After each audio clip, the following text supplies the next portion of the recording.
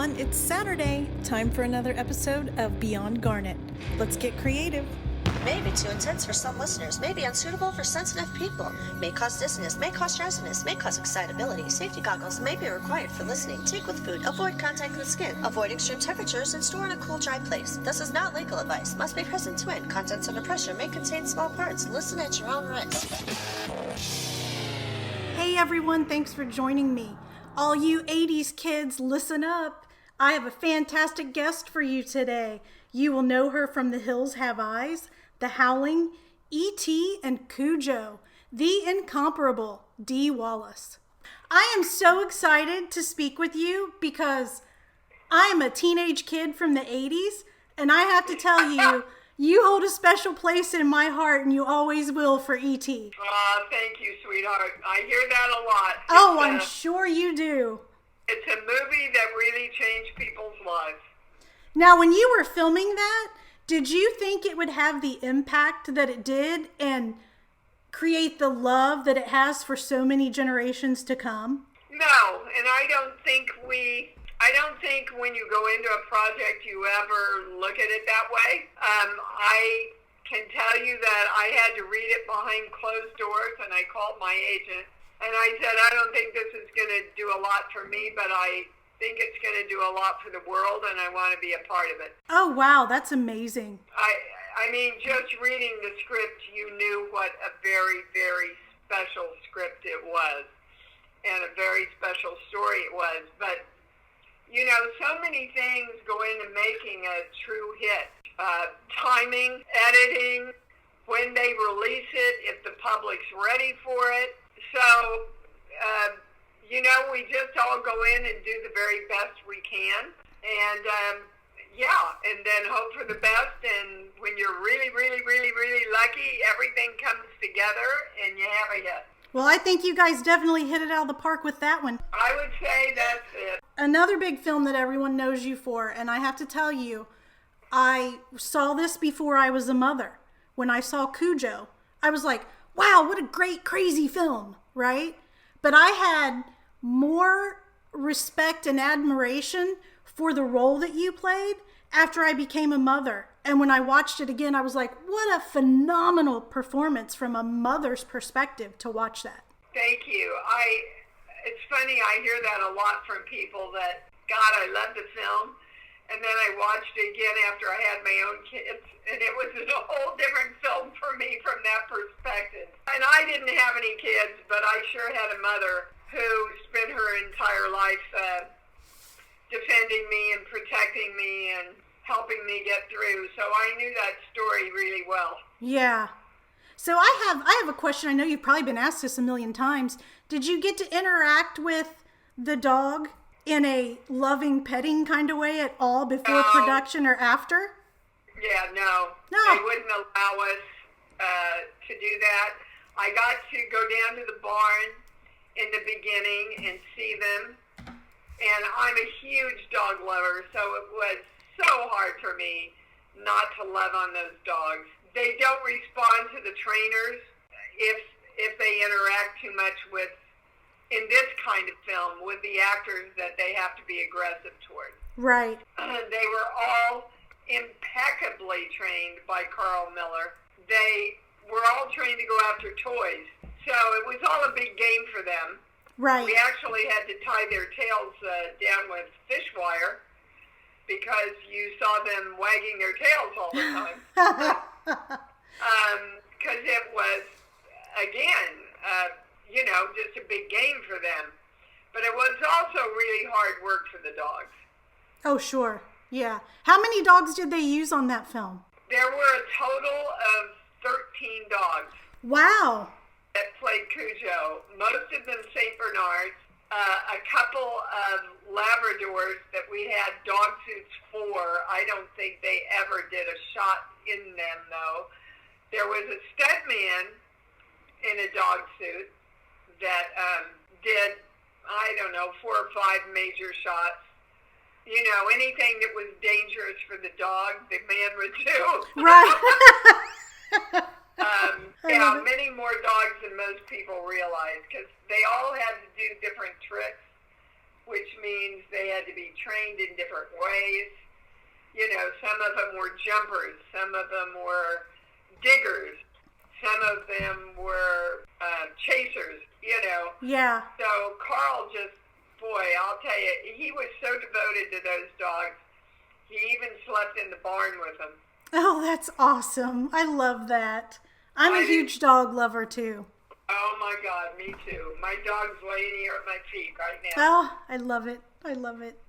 Now, Dee, where did you do your training as an actor? Who did you take training from? The first person I studied from was my mom. Oh! She was a beautiful actress in community theater. She also traded her secretarial skills to get me some elocution lessons where they taught me how to do dramatic and humorous readings when I was little. Yeah. But my first professional teacher was Uta Hagen Oh, wow. when I got to New York. And then I studied with Jeff Corey in California. But my mentor, the man who I consider to be my mentor and who opened up a whole world for me as an actress, is Charles Conrad. I've been really lucky, and I've studied, you know, I've been able to work with a lot of great actors and learn from them also. And, you know, it's a compilation. You find what works for you, and then you add that to your little bag. Yeah. Your arsenal, your acting arsenal. Yeah. Now, is there anyone you haven't gotten to work with yet that you would love to work with? I mean, you probably have a list, maybe. Anthony Hopkins. Anthony For Hopkins, sure. that's a Of course, good I'd one. love to work with Meryl Streep. Oh, sure. There's probably a million more I can Oh, tell sure. you. Off the top of my head, those are the top ones. Yeah. So, are you a collector of anything? Not really, no. I helped my daughter when she was growing up collect all kinds of owls. No, I don't. Yeah. Yeah. I collect positive experiences. That's what I collect. I love that. That's like the best thing ever. Now, outside of acting, because acting's not a hobby, do you have any hobbies that you partake in when you have time? Oh, sure. I love to go dancing. Oh, I love it. I like to go work out when the gym is open. Yeah. My guy and I love to go to movies. We go to a lot of movies. We like to go out to dinner. Yeah. You know, kind of the typical stuff. Yeah. Yeah. So, speaking of the gym opening, this is totally opposite of that. What's your favorite type of cake? Are you a cake person? Anything chocolate, baby. Yeah.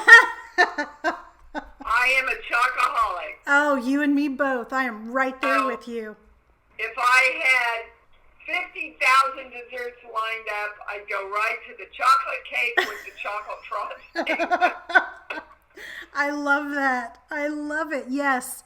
But I have a special place in my heart for a classic yellow with chocolate icing too. I don't know why. I just do. Well, probably it reminds us of our grandma, huh? Oh, yeah. That's Grandma's true. a lot. Yeah, absolutely. Now, you have this great website. And by the way, I get the daily emails, which I signed up for. And Good. it's so inspiring. I absolutely love it. And it's, Oh, I'm so happy. Thank you. yeah, it's imdeewallace.com. Is that correct? Yes. Okay. So I want you to tell me what inspired you to do this website, because I want everybody to go to your website and check it out and sign up, because it's phenomenal. Well, thank you so much. You know, the short answer is when you find the truth and you find that the truth works and you find how much happier you are when you live the truth, then you got to share it. That's amazing. And that's what my website's all about. Yeah. And I bet that's an amazing experience to be able to inspire people and help people, because you do online coaching, right? I do 3 or 4 privates a day usually Yeah. over the phone. Yeah. I do monthly webinars. I have live show at 9 o'clock Pacific time every Sunday, where people can call in and talk to my channel. I'm a clairaudience channel, so I hear messages, and they can ask about anything in their life that they want guidance about. So I'm kind of a dichotomy. Yeah. I spend half my time doing horror films and the other half of my time helping people repair themselves from fear. Yeah. That's great. I love it. I dove into your website, and I was there for quite a while. And I was like, ooh, I can sign up for daily inspirations. I love this. Yeah, I just started doing those when all the COVID hit and we were sequestered. And I thought, what else can I do to help my beautiful community get through all this? Yeah. One of the things I came up with. Yeah, I love it. So thank you for doing it. Thank you. Yeah. Do you have any current projects that you're working on? I know everything's sort of on hiatus. Oh, honey, yeah, the studios are totally closed. I have 3 projects that are coming out. Oh, cool. One of them is called Await the Dawn. My daughter, Gabrielle Stone, is also in it. Oh, cool. I bet that was fun. Very, very interesting script. Kind of a combination of horror and sci-fi. Okay. Then I have a great little movie that's gotten a lot of buzz on the internet already called 13 Fanboy. Mm-hmm. That Deborah Voorhees directed. And then I have another horror film called The Wailing that we finished in January, and I've got to call my producer and find out what's going on with that one. I don't know how far they are in that one. Yeah. Wow, so these 3 are done, and they're going to be coming out soon. Yeah. All right. Yeah, if the movie theater's ever open again, it will. Yeah. Just takes a little time. We'll get there. We always do, baby. Yes, we do. Now, do you have any future goals that you have set for yourself? Oh, yes. You got it? Got an hour? I do, Well, but I don't think you do. I've authored 5 books, but I have this other one brewing that I really want to write.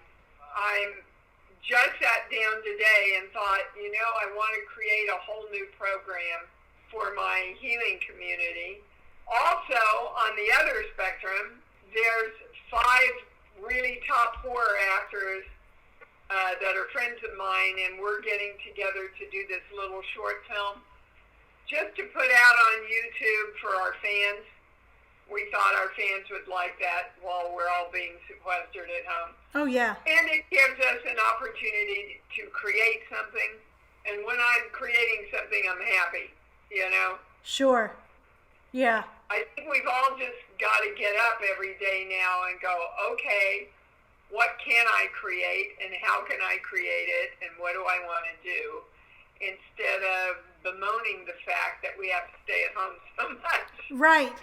Right. This is, I think this is a golden opportunity for a lot of creatives to really work on your acting and creating characters and just working on marketing yourself and learning and building on that arsenal. Yeah, and look at all the creative things that have come out of it. People are meeting each other on balconies and playing music together.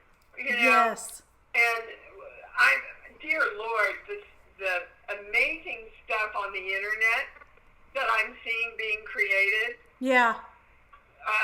It's, you can either go one of 2 ways. You can be a victim and shut down, or you can seize the moment and rise up. Absolutely. And you get to pick that experience for yourself, which one you want. I absolutely love it. Yes. Now, who is someone, and it doesn't matter when, but who is someone that has really inspired you? Well, the first person that came to mind was Shirley MacLaine. Yeah? Katharine Hepburn. There's so many. My mother. Yeah. My mother would be probably the number 1 on the list. Yeah. My mother and my grandmother. President Obama. If people who exhibit love and purity of heart, those are the people that inspire me. Yeah. They persevere through so much and still stay so positive and upbeat and always ready to help you. Yep.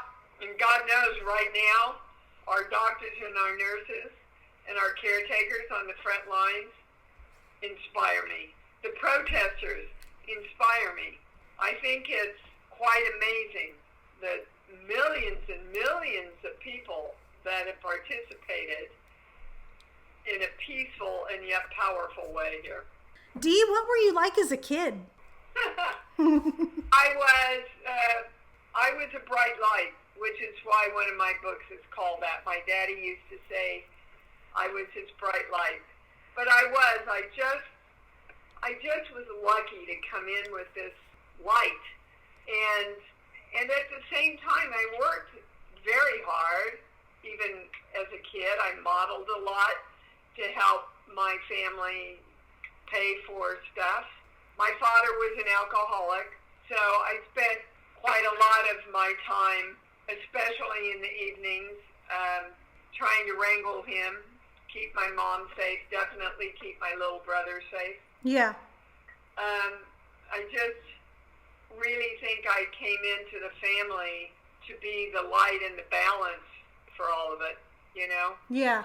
And we do all serve in different ways, so. Yes, that is true. In our families, yeah. Now, what is a standout memory you have from any one of your films? That Oh, dear God. I know there are plenty. I loved your quote. Positive or negative? Positive. Let's keep it positive. Positive. Yes. I did love your quote where you said, I never want to see a Pinto ever again. Yeah. And then I meant it. But I loved the whole family and camaraderie doing the howling. Yes. We just all took good care of each other and were just there to do the very best we could do. I loved watching the kids on E.T. Yeah. There were no egos. No matter what kid walked onto the set to do, you know, a secondary part or anything, everybody just got along. They were just like, even the little boy that was there with no legs on his scooter thing, on his skateboard thing. Mm-hmm. They got him out and he played basketball with them, and I don't know, it was just really heartwarming. I mean, I have lovely memories of so many of my movies. You know, in The Frighteners, when I was doing The Frighteners in New Zealand for Peter Jackson, my husband of 18 years passed away. And I had to go back and forth, which is pretty much halfway across the world. Yeah. Four times in 2 weeks. Wow. The set just said, the producer said, just you can settle up with us at the end, Dee. We'll take care of booking all the flights and everything. And so I went in to settle up with him at the end, and the bookkeeper looked at me and he said, Peter is taking care of this for you. He is so appreciative that you even came back to finish the film, Dee. This is his gift to you. Oh, wow. Yeah, that really does sum up who Peter is, doesn't it? Yeah, absolutely. That's straight from the heart right there. Yeah. Wow. So if you could give one piece of advice, not necessarily anyone interested in acting, but just anyone listening, what would your piece of advice be? Love yourself more. Oh. We're never taught to love ourselves. We're never taught to really sit and feel how magnificent we are. Yeah. We're just not taught to honor ourselves. Yeah. And that's the beginning of it all, because who do you want to give everything to? The people you love. Yeah. And we put ourselves at the end of that line, and then we wonder why we can't create what we want in our lives. So, not in a narcissistic way. Right. But in the way of divine love, of unconditional love, we need to love ourselves more. Yeah, I agree. Wholeheartedly agree. Now, what would your piece of advice be to anyone interested in acting or just starting out as an actor? Be yourself. Everybody thinks you have to change who you are to be an actor. I never understood that. They're looking for the authenticity of who you are. Keep it fun as much as you can do. See, this goes back to loving yourself. Love to audition. Yeah. Love to go to class. Love everything about the business. Because whatever you want in your life, the more you love it, the more it finds you. If you want money, you've got to love money. Most of us are trying to create more money by not liking it because we don't have enough of it, which just pushes more of it away. Most of us are trying to create a divine right relationship by going, well, I don't want another asshole. Instead of saying what I want is someone who honors and cherishes me, who communicates with me, right? I think you're reading my mind here. I think that one was for me. I hear that a lot, baby. I bet you do. So start by loving yourself and be yourself. Know that they're on your side. That's the other thing. So many of us in acting look at it because it's the process we have to go through. We look at the directors and the casting directors and the producers as somebody who's there to say no. Yeah. Yeah. How about if we look at them as somebody who's there to say yes? That would change everything. Yes, it's a whole different perspective of the world of an actor, and that's what creates for you what you want. Now, do you have a seminar on sort of this topic?